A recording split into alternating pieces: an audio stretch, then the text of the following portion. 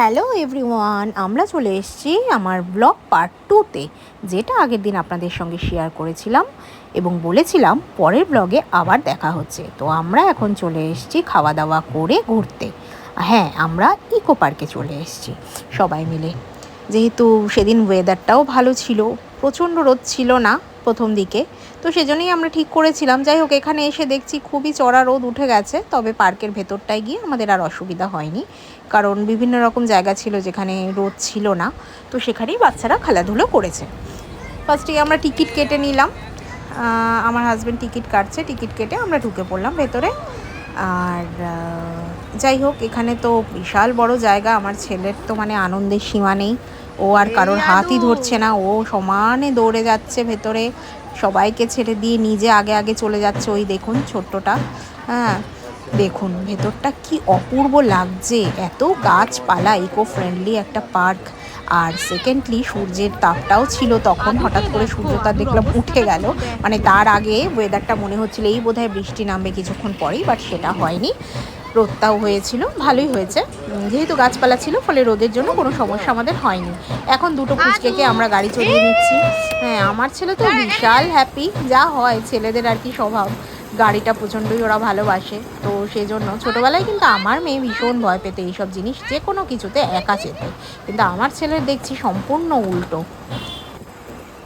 গাড়িটা ওরা প্রচণ্ড জোরে চালাচ্ছিল, তার জন্য আমার ছেলে আরও মজা পাচ্ছিল, সে তো স্টিয়ারিং ঘোরাতে ঘোরাতে ওটা খুলেই বের করে নিয়েছে। তারপর যাই হোক, ওনারা আবার আটকে দিচ্ছেন, কিন্তু আমার বোনের মেয়েটা একটু ভয় পেয়ে গেছিলো, কারণ গাড়িটা এত জোরে চালাচ্ছিল, ও বাবা মার থেকে দূরে হয়ে যাচ্ছিল বলে, নইলে খুবই ও জলি, খুব অ্যাক্টিভ, খুব মিশুখে, ওকে আমি কখনোই কাঁদতে দেখিনি, কিন্তু তখন হঠাৎ করে ও বেচারি একটু ভয় পেয়ে গেছিলো, সেজন্য ওকে আবার নামিয়ে নিয়ে আমার ছেলের ভালোই হলো, ও আবার ডাবল রাউন্ড এক্সট্রা পেলো, কারণ ওরটা ওই বাচ্চাটারটা ওনারা আর কি আমার ছেলেকে ঘুরিয়ে দিল দুটো রাউন্ড আরও।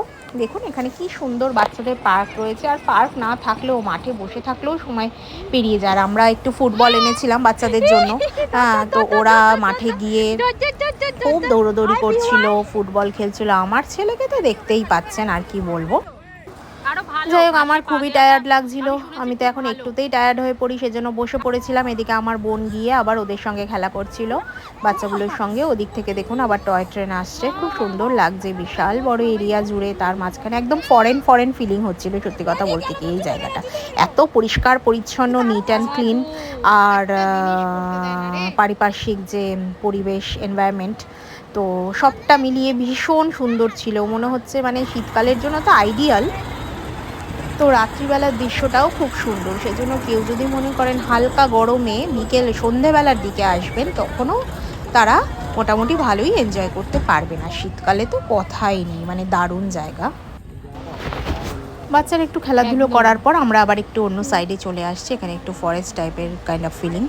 তো এখান থেকে আমরা ভেতর থেকে যাচ্ছি একটা জায়গায়, ওখানকারই আর কি ইকো পার্কের ভেতরকারই আর কি পরিবেশ, ভীষণ সুন্দর গাছপালা চারিদিকে। আমরা হেঁটে হেঁটে যাচ্ছি, যদিও এখন আমি খুবই টায়ার্ড, মানে আমার মনে হচ্ছে কখন গিয়ে আবার কোনো একটা চেয়ারে বসবো। হ্যাঁ, তো যাই হোক, এই জায়গাটা দেখতেও ভালো লাগছে, বেশ ভীষণ নিরিবিলি ছিল, খুব বেশি লোকজন এখানটায় ছিল না। এখান থেকে গিয়ে আমরা ওই সামনের দিকটায় গিয়ে একটা বসার জায়গা আছে, সেখানে গিয়ে কিছুক্ষণ বসবো, তারপরে আবার ওখান থেকে বেরোবো। হ্যাঁ যাবো তো, এত দেরি করলে তখন খেলাধুলা করবে তো ওরা।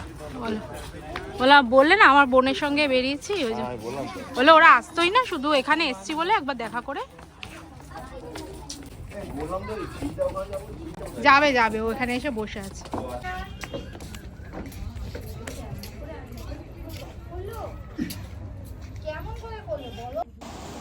আমরা এখন সবাই মোটামুটি টায়ার্ড, মানে আমি একা নই, ওরাও টায়ার্ড হয়ে গেছে, বাচ্চারাও একটু টায়ার্ড হয়ে গেছে।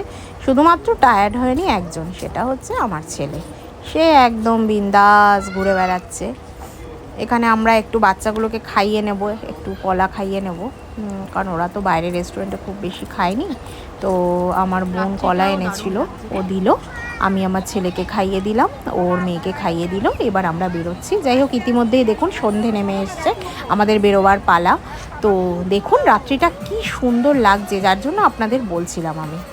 যাই হোক, এরপরেই আমার মেয়ের একটা ফ্রেন্ডের বার্থডে পার্টি ছিল, ওখানে আমাদের আসার প্ল্যানিং ছিল না, বাট ভাবলাম কাছাকাছি এসছি যখন একটু দেখা করে যাই, কারণ এমনিতেই সবাই খুব টায়ার্ড, প্লাস নেক্সট ডে স্কুলও আছে।